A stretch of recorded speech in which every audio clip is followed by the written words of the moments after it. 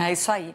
Bom, vamos falar agora sobre o ator Tony Ramos, de 75 anos, que passou por uma cirurgia no cérebro, algo ali que surgiu de emergência no dia de ontem e segue internado no Hospital Samaritano, em Botafogo, no Rio de Janeiro. Por isso a gente conversa agora com a repórter Clara Neri, direto do Rio, ao vivo aqui, direto da redação da Band. Clara, você que está acompanhando aí o caso do ator Tony Ramos, o que aconteceu com o ator? Muita gente, né, vendo essa notícia com surpresa, e o estado de saúde dele, algo foi divulgado pela equipe médica. Bom dia. Bom dia, Pátio. Bom dia a todos. A gente segue aguardando, então, um segundo boletim médico que deve sair dentro de algumas horas. A gente teve, inclusive, já hoje no Hospital Samaritano em Botafogo, onde ele está internado desde ontem de tarde. Isso que, segundo informações de familiares, ele teve um mal-estar já em casa mesmo, então cancelaram as gravações, ensaio também, que ele estava participando já para uma peça que ia estrear.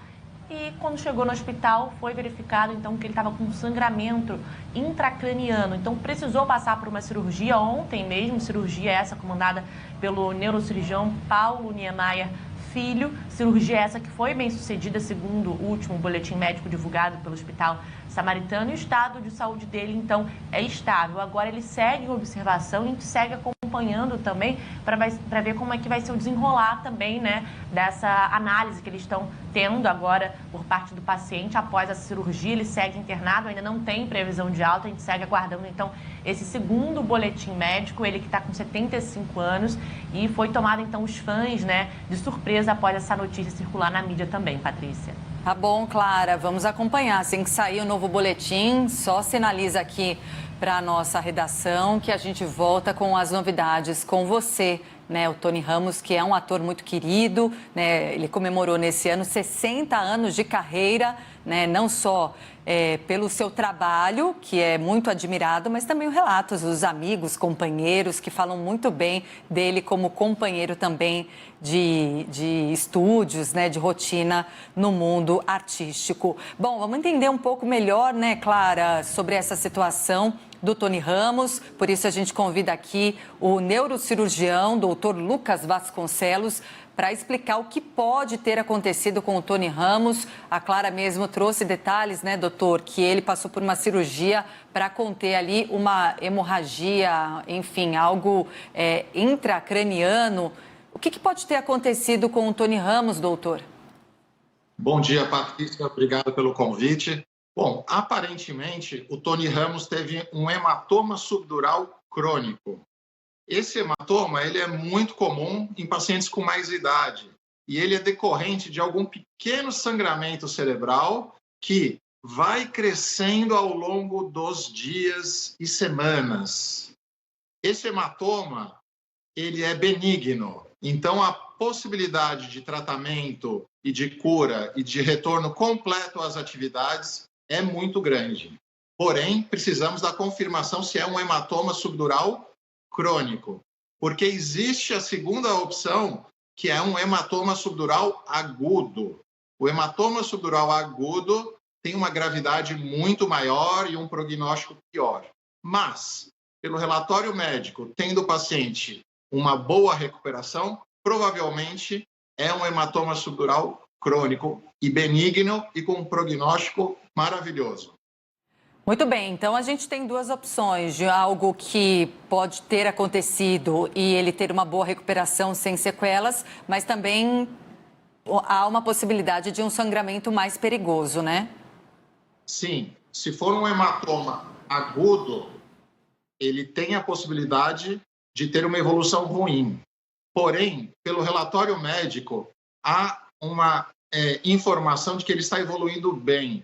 E, por ele ter chegado ao hospital com uma história de uma evolução de mal-estar, muito provavelmente a história é benigna e é um hematoma subdural crônico. E logo, logo ele vai estar de volta conosco aí e trabalhando com toda a energia. E o que pode levar a esse quadro, hein, doutor? Já que o senhor fala que é comum exatamente nessa idade, nessa faixa dos 70 anos, algo do tipo. Sim. O cérebro, ele possui 86 bilhões de neurônios na sua constituição. Ao longo dos anos, os traumatismos, o uso e o envelhecimento do cérebro faz com que ele diminua um pouco de tamanho. Diminuindo um pouco de tamanho, ele tem um pouco mais de frouxidão na caixa craniana. E qualquer solavanco, pequeno trauma, pode fazer com que veias que estão na superfície do cérebro tenham um sangramento, sofram um sangramento. E esse sangramento, ele é hiperproteico, tem muita quantidade de proteína. E ao redor do cérebro tem muita água. O que acontece? A água começa a se juntar nessa proteína e o sangramento vai aumentando de volume, gerando mal-estar para o paciente e uma evolução como a descrita no caso do Tony Ramos. Bem, agora, doutor, como que é essa cirurgia? Porque ele teve que ser levado já, ele deu entrada ontem mesmo às pressas no hospital, depois de se sentir mal, e logo foi levado à cirurgia. O único caminho é uma cirurgia, e sempre quando a gente fala em cérebro, assusta, né, a ideia de uma cirurgia na cabeça, né? Sim, Patrícia. Toda cirurgia cerebral, toda neurocirurgia é muito delicado e muito importante.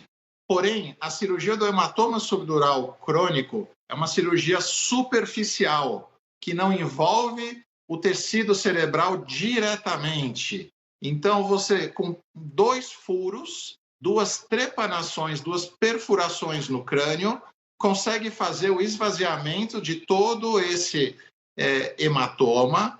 É realizado a lavagem do local e superfície cerebral, é deixado um dreno no local, geralmente por 48 horas, e o paciente começa a sua recuperação na UTI, começa a deambular e rapidamente pode ter alta hospitalar.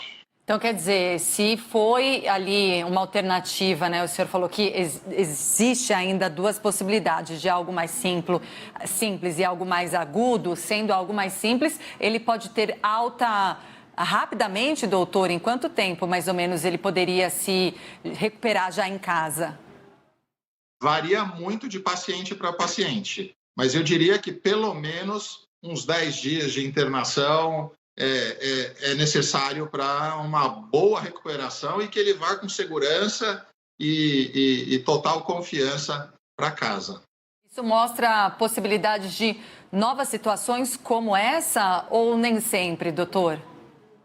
Sim, é importante fazer esse acompanhamento ao longo dos primeiros dias, semanas e meses, porque todo hematoma subdural crônico tem uma pequena possibilidade de recidiva. Porém, como eu disse, é muito pequena e a grande chance é uma evolução plena do caso.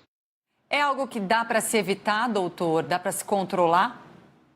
Sim, o controle ele deve ser feito com o cuidado no paciente idoso, por exemplo, evitar traumas, quedas e cuidado com a parte hematológica. O paciente tem que ter uma boa coagulação. Então, aqueles outros problemas, como o uso de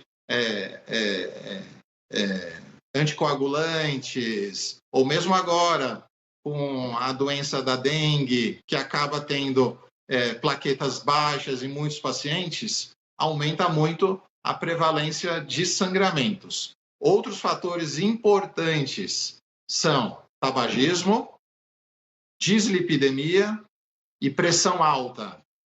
Se puder evitar pressão alta, dislipidemia e a obesidade e os traumas, você vai estar muito mais protegido com relação aos sangramentos e aos hematomas cerebrais.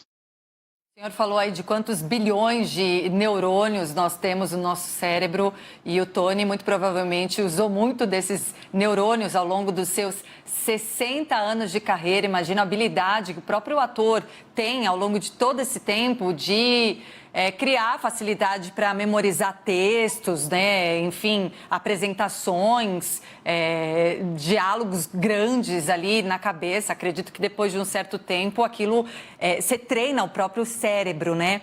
Enfim, e ele ainda é um ator em atividade. Ele pode ter alguma sequela cerebral disso tudo?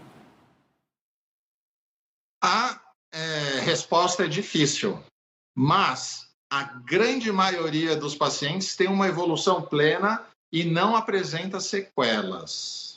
Porém, ainda não temos a real situação da gravidade do quadro. Mas, se for isso que estamos imaginando, provavelmente não teremos sequelas.